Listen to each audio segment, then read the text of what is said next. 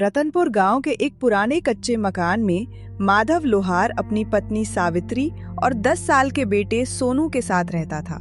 उस सुबह माधव अपने औजार लेकर काम पर निकल रहा था। माधव, रुको। आखिर कब तक ऐसा चलेगा? हर सुबह कुछ उम्मीद लेकर जाते हो और शाम को खाली हाथ लौटते हो। क्या तुम्हें नहीं दिखता कि पूरे गांव में सबसे बदतर हालत हमारी है? क्या करूं सावित्री, मेरी किस्मत ही ऐसी है। जब भी कुछ काम बनता है कुछ न कुछ बिगड़ जाता है।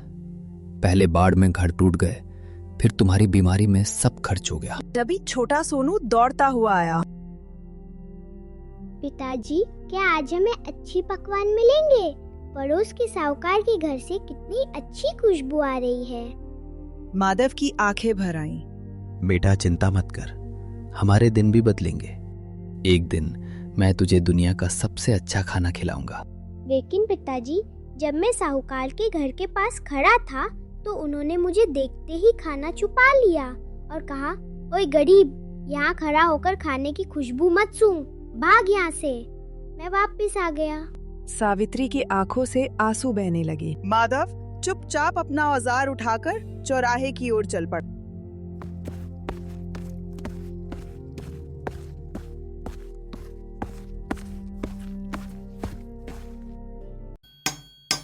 माधव ने चौराहे पर अपनी लोहार की दुकान सजाई। तभी गांव का मुखिया और उसका चापलूस साथी कालू वहां पहुंचे। मुखिया जी, इस माधव को गांव से बाहर कर देना चाहिए। इसकी मनहूसियत पूरे गांव में फैल रही है। सुना है जिस मिट्टी को ये छूता है वो पत्थर बन जाती है। क्यों माधव, आज हाथों में जोर नहीं है क्या?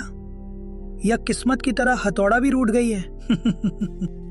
मुखिया जी, आप तो सब जानते हैं, घर में दाना नहीं है पर मेहनत करने की हिम्मत अभी बाकी है। मुखिया और खैरा उसकी गरीबी का मजाक उड़ाते हुए चले गए। माधव ने आसमान की ओर देखा।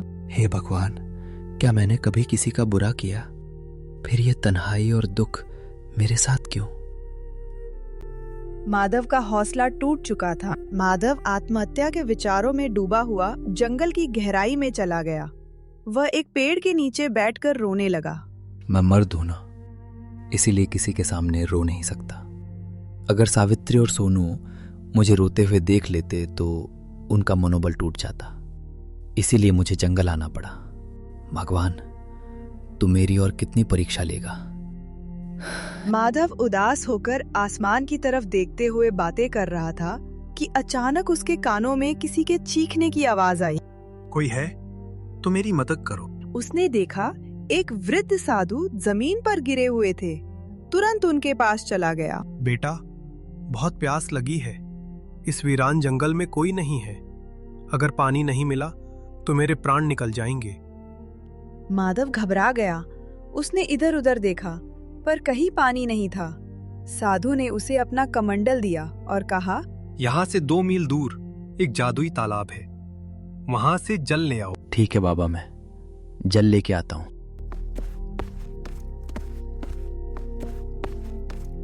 माधव दौड़ते हुए तालाब पहुंचा। जैसे ही उसने कमंडल पानी में डाला, तालाब से धुआं उठा और एक भयानक यक्षिणी प्रकट हुई। तेरी हिम्मत कैसे हुई? जो भी यहाँ का पानी लेता है मैं उसे मार देती हूँ। अगर बचना है तो मेरी पहेली का सही उत्तर दे। वह कौन है जो सबको सहारा देता है पर खुद किसी का सहारा नहीं लेता, जो टूटता नहीं फिर भी हर टूटे हुए को जोड़ देता है, जिसे कोई देख नहीं सकता पर हर कोई उसे महसूस करता है? माधव ने तुरंत उत्तर दिया, वो है विश्वास। विश्वास ही वो डोर है जो रिश्तों को बांध कर रखती है। शब्द धोखा दे सकते हैं पर विश्वास मनुष्य को खड़ा रखता है। जहां विश्वास है वहीं से जीवन आगे बढ़ता है। यक्षिणी उसकी बुद्धिमानी से प्रसन्न हो गई और उसे जल ले जाने दिया। तू बहुत अच्छा इंसान है, तेरा मन भी बिल्कुल पवित्र है। जा, जल लेकर जा। लीजिए बाबा, मैं जल ले आया हूँ। साधु ने जल पीकर अपनी आंखें खोली। उन्होंने मंत्र पढ़ा और एक अद्भुत सुंदर नीलकंठ पक्षी प्रकट हुआ। माधव, ये तुम्हारी ईमानदारी का फल है। इसे अपने बच्चे की तरह पालना। ये पक्षी तुम्हारी किस्मत बदल देगा। माधव उसे लेकर घर आया। नीलकंठ की चमक देख सब दंग रह गए। अगले दिन